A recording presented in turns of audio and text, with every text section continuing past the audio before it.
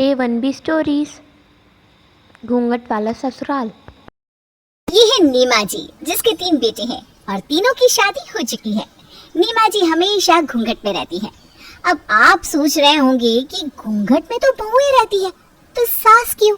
चलिए देखते हैं। सुबह सुबह, रीटा बहू, मेरी सुबह की चाय कहाँ है? अभी लाई माँ जी। ये लीजिए माँ जी आपकी चाय। अरे घूंघट कहाँ गया? माफ करना माँ जी, वो काम करते करते हट गया, ध्यान ही नहीं रहा। फिर रीटा जल्दी से घूंघट ले लेती है। मानसी बहू, अरे बड़ी बहू। जी माँ जी कहिए। सर पर पल्ला रखने से काम नहीं चलेगा। इस घर में रहना है तो घूंघट करना ही होगा। कितनी दफा समझाऊं, ये आखिरी बार है। इसके बाद अगर तुम ऐसे दिखे ना तो भेज दूंगी मायके, वहीं रहना खुलकर। माफ करना माँ जी। ठीक है जा अचार और पापड़ छत पर सुखाने को डाल दे, धूप बहुत तेज है। जी माँ जी। माँ जी ये देखो, मैंने आपके लिए फेस मास्क बनाया है। चल काव्या बहू, कमरे में लगाते। देखो इसे कहते हैं संस्कारी बहू, कायदे से घूंघट में रहती है। फिर काव्या सास के साथ कमरे में चली जाती है। कायदा 2 बहू को डांट पड़ता सुन लिया, इसीलिए मूड ठंडा करने के लिए वो आ गई। हमें सब पता है काव्या की चालाकी।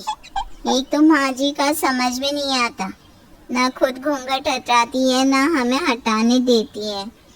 अरे यहाँ तो माँ जी का कोई ससुर या जेठ भी नहीं है, फिर माँ जी घूंघट लेती किसके लिए है? राम जाने। ये राम कौन है? अरे शब्दों पर मत जाओ ना, भावनाओं को समझो दीदी। राम यानी भगवान श्री राम। अच्छा चल अब काम निपटा लेते, वरना फिर से 4 बातें सुनाएंगी माँ जी। फिर दोनों वहां से चली जाती है। वहीं कमरे में, ये क्या बहू, कमरे में आते ही घूंघट क्यों हटाया? माँ जी यहाँ तो आपके और मेरे सिवा कोई नहीं है। ये मेरे घर का रिवाज है, तुम घर में अकेले ही क्यों ना हो, एक पल के लिए भी घूंघट नहीं हटना चाहिए। चल अब ये लेप लगा दे जल्दी मुझे। ना माँ जी ना, मेरी आंखों के सामने अब घूंघट हटाओ, ये मैं देख नहीं पाऊंगी। अब खुद ही लेप लगा लो। वैसे भी आपके घर का रिवाज है ना, औरतें एक दूसरे के सामने भी घूंघट नहीं हटाती। मैं चलती हूँ, रसोई में बहुत काम है। बहुत तेज हो गई है ये काव्या। वहीं निम्मा जी घूंघट करती है, इसलिए उनकी तीनों बहुएं भी हर समय घूंघट करती। ऐसे ही एक दिन निम्मा जी की बेटी शगुन को देखने के लिए लड़के वाले आने वाले होते हैं। बहुआ, अरे बहुआ। तीनों बहू आके सामने खड़ी हो जाती हैं। जी माँ जी। जी माँ जी। क्या हुआ माँ जी? आज शगुन को देखना लड़के वाले आ रहे हैं, देखना कि सारी तैयारी अच्छे से हो, कोई कमी नहीं रहनी चाहिए, और शगुन को अच्छे से तैयार करके घूंघट में ले आना, ठीक है? हाँ? शगुन को घूंघट में क्यों? अरे मेरी बेटी भी बिल्कुल मेरे जैसी है, घूंघट में ही तो लोगों को उसके संस्कार नजर आएंगे ना। अब जितना कहा उतना करो, बहस मत करो। फिर तीनों बहुएं सास के कहे मुताबिक काम करने लगती हैं और शगुन को तैयार करने में लग जाती है। भाभी एक बात तो बताओ, आप लोग हमेशा घूंघट में क्यों रहती हो? माँ जी से कभी पूछा है कि घूंघट क्यों लेती है? वो तो उनका शौक है। तो ये समझ लो दीदी कि माँ जी के शौक के चक्कर में हमारी बलि चढ़ गई है। वही तो, अब सास घूंघट ले और सास के सामने बहुएं ना घूंघट ले तो कितना अजीब लगेगा, इसीलिए हमें घूंघट लेना पड़ता है। आज तो माँ जी ने तुम्हें भी घूंघट में लड़के वालों के सामने आने को कहा है। ठीक है कोई बात नहीं, ससुराल में वैसे भी घूंघट में रहना पड़ेगा तो आदत तो डालनी होगी ना। वही कुछ ही देर में लड़के वाले आ जाते हैं। आइए जी, आप सभी का स्वागत है। बहन जी मैंने तो सुना था कि आपकी 3 बहुएं हैं, तो ये 4 घूंघट कैसे? उसमें से एक आपकी बहू भी तो है, मतलब होने वाली। अच्छा, पर शगुन को आपने घूंघट लेने को क्यों कहा? बिना घूंघट के भी हमें चलती। अब हमारे यहाँ है तो हमारे मुताबिक चल रही है, बाकी शादी के बाद आपका जैसा मन वैसा करिए। जीना को भी नीमा की बातें ठीक लगती है। दोनों परिवार आपस में बात करते हैं और सभी को ऋषभ और शगुन की जोड़ी काफी पसंद आती है, जिसके बाद सभी मिलकर रिश्ता पक्का करते हैं। हमें आपकी बेटी बहुत पसंद आई। अब तो बस उसी दिन का इंतजार रहेगा कि कब शगुन हमारे घर की लक्ष्मी बनकर आए।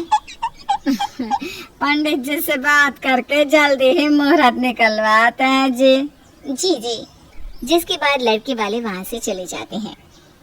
बहुओं, अब से शगुन की शादी की सारी जिम्मेदारी तुम तीनों के सर।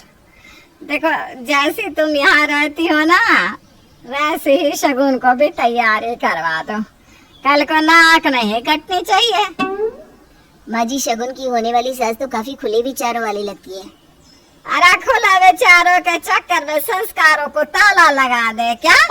नहीं ना। अब जाओ, लग जाओ तीनों काम पर। फिर तीनों अपने अपने काम में लग जाती हैं। कुछ ही दिनों में शगुन की शादी होनी थी, जिस कारण तीनों अब शगुन को ट्रेन करने में लग जाती हैं।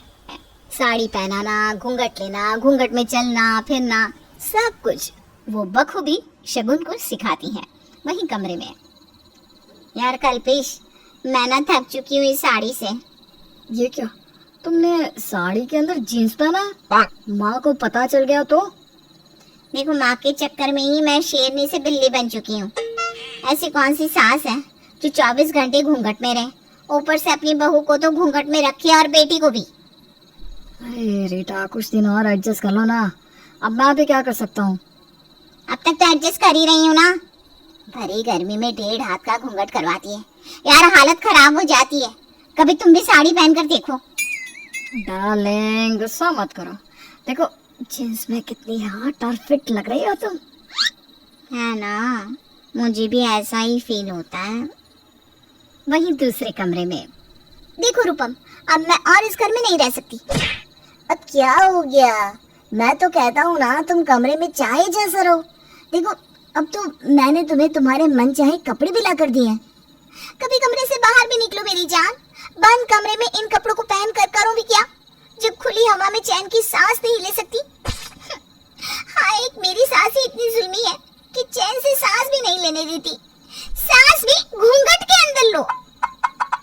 इसी तरह मानसी भी अपने कमरे में अपने पति से बहस कर रही थी। पियोगे? तुम भी हो यार। पता है, हमारी शादी को 10 साल हो गया। घर की सबसे बड़ी बहू हूँ यार। अपने मायके में ना एकदम बिंदास रहती थी मैं। वो तो देख ही रहा है ना। लेकिन तुम्हारी माँ और मेरी सासू माँ ने मुझे क्या से क्या बना दिया। दुनिया में सब बोल दो, लेकिन ये घूंघट के लिए ना बोलो। घूंघट में जंग लड़ना बॉर्डर पर तोप दागने से भी ज्यादा भारी काम है। मनीष हंसने लगता है। हंस क्या रहे हो? सच कह रही हूँ।